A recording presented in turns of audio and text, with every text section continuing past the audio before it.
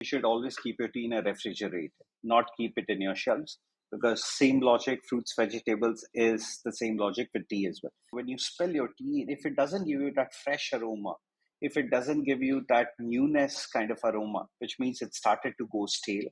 If you're drinking green tea, try our chamomile green tea, one sip, and especially try it before you sleep. I guarantee you will get the perfect sleep if you haven't gotten that in a while.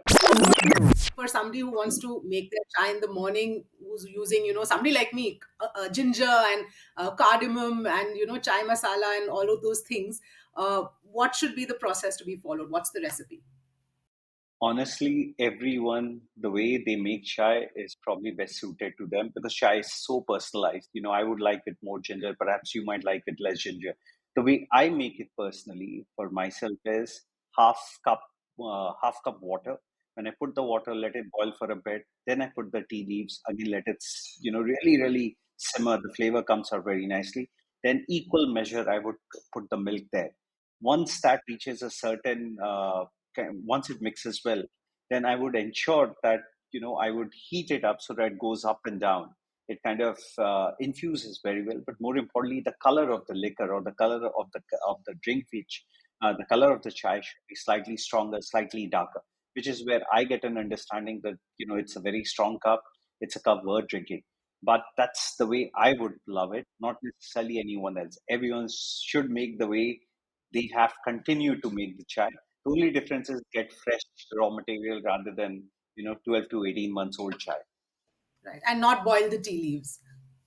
Not boil the tea leaves. That's 100% true. Right. So also most people don't realize that tea can go stale. So for somebody who's buying tea or who has tea on their shelf, any telltale signs, how does one determine that this tea has gone stale? Yeah, so that'll be two. Number one, if you have tea at home, first thing you should always keep your tea in a refrigerator, not keep it in your shelves, because same logic, fruits, vegetables is the same logic with tea as well. Second, when you spill your tea, if it doesn't give you that fresh aroma, if it doesn't give you that newness kind of aroma, which means it started to go stale. And when you buy a tea, and if you see the manufacturer pack date is maybe 6 months, 9 months, or 12 months, you should understand it doesn't have too much of shelf life. Even though the big brands would say, you can use your tea for 24 months from the date of packing. If by the time you get your tea, it's already deteriorated to an extent of 70-80%. So I would say not more than 1 or 2 months of good shelf life is left.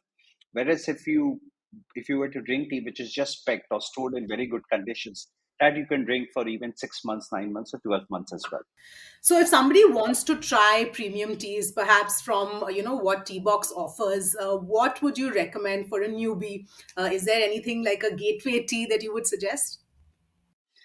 So if you're a chai drinker, come and try our Kashmiri Kesar Gulab. It's chai with fresh saffron.